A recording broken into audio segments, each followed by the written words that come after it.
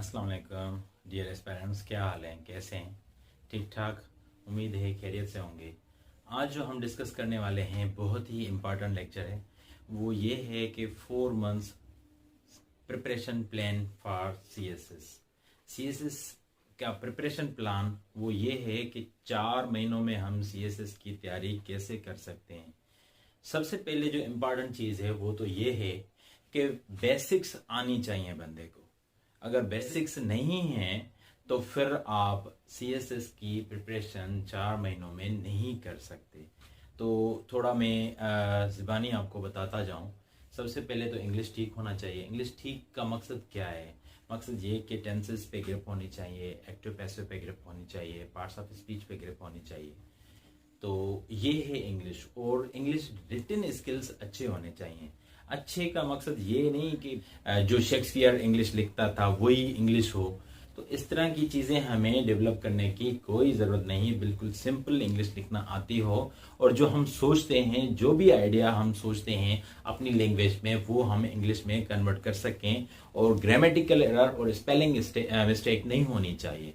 तो ये इंग्लिश ठीक है। अगर इतनी इंग्लिश भी है तो हम सीएसएस की प्रिपरेशन कर सकते हैं।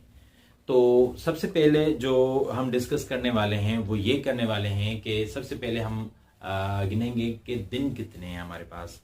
4 मंथ्स का मकसद है 120 डेज। 120 डेज को हमें कैसे यूटिलाइज करना चाहिए कि हम अच्छी तरह से तैयारी भी कर सकें और सीएसएस पास भी कर सकें।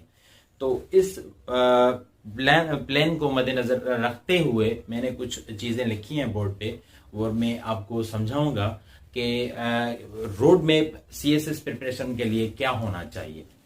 तो सबसे पहले 120 डेज, उनमें हम इंग्लिश एसे डिसाइड किया है। इंग्लिश एसे के लिए आपको कम से कम 30 टॉपिक्स आपको तैयार करने पड़ेंगे। तैयार करने का मकसद ये है कि आप 30 टॉपिक्स जो गेस्ट पेपर्स होते हैं उनमें से निकाल के, अगर नहीं भी आती तो मैं गेस्ट पेपर पे एक अलग से वीडियो बनाऊंगा कि कौन सी टॉपिक्स हैं जो इम्पॉर्टेंट हैं, उन पे हमें काम करना चाहिए। इनके साथ साथ ये ऐसे तैयार तो करेंगे आप, इनकी डेटा कलेक्शन करेंगे आप।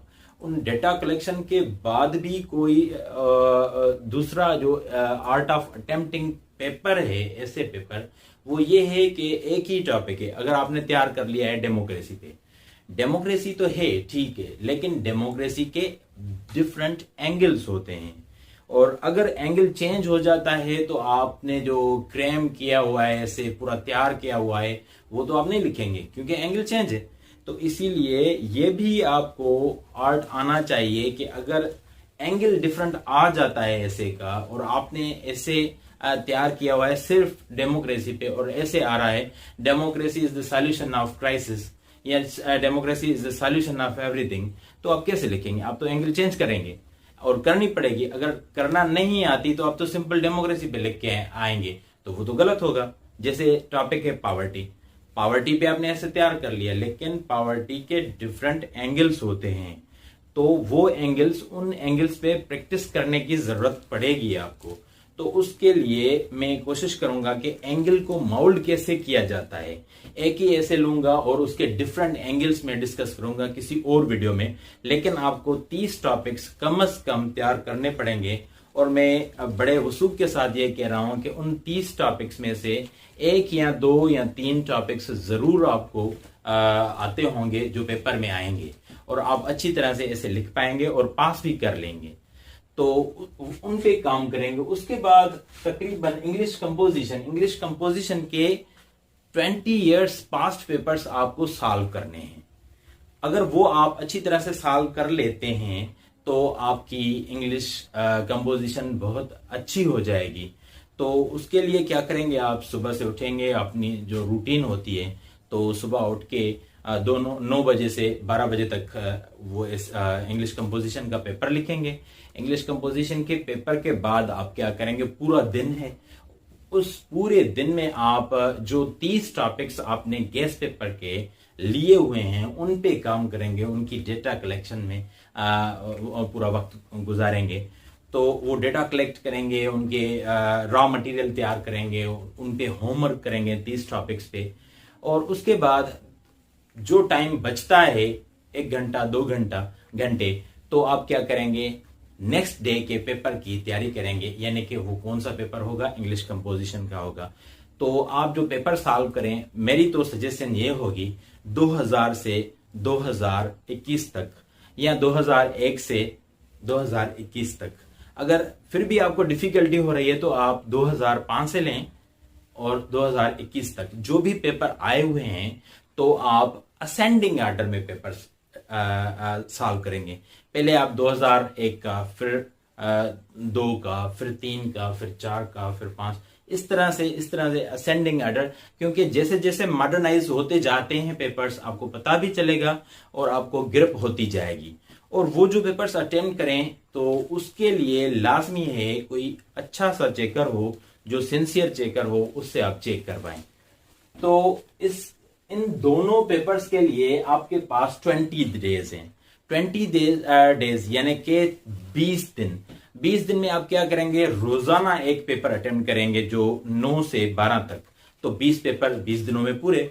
तो 30 टॉपिक्स आप जो उन पे पूरा दिन काम करेंगे, उनकी एंगल्स बनाएंगे, उनको अच्छी तरह से लिखेंगे एसेज को, और फिर उसको तैयार करेंगे। तो उसमें बाकी टाइम आपका गुजर जाएगा। तो उसके बाद 10 दिन इस्लामियात के लिए बहुत हैं। 10 दिन में आप 10 इयर्स पास्ट पेपर्स सॉल्व करें। और जो पेपर सॉल्व करें वो लाजमी तौर पे वो भी आप किसी न किसी से चेक करवाएं। तो इससे क्या होगा कि आपके पेपर पे ग्रिप भी हो जाएगी, आर्ट ऑफ अटेम्प्टिंग क्वेश्चन भी आ जाएगा, और उसके बाद पेपर प्रेजेंटेशन भी आहिस्ता आहिस्ता खुद ब खुद आप इम्प्रूव कर लेंगे। और मैं कोशिश करूंगा कि ये जो सारे पेपर्स हैं उनके एक एक सवाल को डिस्कस करूं इधर, और आपको बताऊं कि इस सवाल को कैसे अटेम्प्ट किया जा सकता है। वो कुछ दूसरी वीडियो में हम डिस्कस करेंगे। तो पास्ट पेपर्स तकरीबन 10 सालों के आप 10 दिन में अटेम्प्ट कर सकते हैं। इसके लिए टाइम टेबल क्या होना चाहिए, बिल्कुल इसी तरह से 9 बजे से 12 बजे तक एक पेपर आप अटेम्प्ट करेंगे। 12 बजे के बाद आप लंच करेंगे। लंच के बाद क्या करेंगे, पूरा दिन आपका है 10 बजे तक 11 बजे तक रात को आप पढ़ सकते हैं। अब नेक्स्ट डे के पेपर की आप तैयारी करेंगे। नेक्स्ट पेपर जो होगा उसकी तैयारी करेंगे, उसके सवाल देखेंगे, तकरीबन 4 सवाल सिलेक्ट करेंगे और 2.5 घंटे आप भी दे सकते हैं। और अगर 3 घंटे देते हैं तो एमसीक्यूज का पोर्शन भी आप तैयार करते जाएं। तो इससे क्या होगा, 10 दिन में 10 पेपर बहुत अच्छी तरह से हो जाएंगे। उसके बाद आता है पाकिस्तान अफेयर्स। पाकिस्तान अफेयर्स के आप 5 इयर्स पास्ट पेपर्स 10 दिनों में अटेम्प्ट करेंगे। ये थोड़ा पेचीदा सब्जेक्ट है, थोड़ा डिफिकल्ट है, और उसके लिए अच्छी तरह से तैयारी करनी चाहिए। और तीसरी बात यह है कि इसमें नंबर्स बहुत कम आते हैं। तो इनके लिए अल्टरनेटिव डेज पे आपने पेपर अटेम्प्ट करना है। मैंने ये सोचा है कि इन पे अगर आप अल्टरनेटिव डेज पे पेपर अटेम्प्ट करेंगे तो बहुत अच्छा होगा। लेकिन 5 पेपर यानी कि आप 2016 से या 17 से लेके आगे आप अटेम्प्ट करते जाएं। और क्योंकि क्या हुआ है कि 2016 से आगे जो पेपर आए हैं यानी कि 17, 18, 19, 20, तो ये चेंज्ड सिलेबस के मुताबिक आए हैं। जो प्रीवियस पेपर्स हैं वो सिलेबस ओल्ड सिलेबस था, तो इसीलिए काफी चेंजेस आ गई हैं पास्ट पेपर्स के मुकाबले में जो अभी पेपर्स हो रहे हैं पाकिस्तान अफेयर्स के। तो उसके लिए आपको उस तरह से तैयारी करनी पड़ेगी। और तीसरी बात यह है कि इसमें कि आपको पास्ट पेपर्स के अलावा जो current portion of Pakistan affairs है उसको भी तैयार करना चाहिए।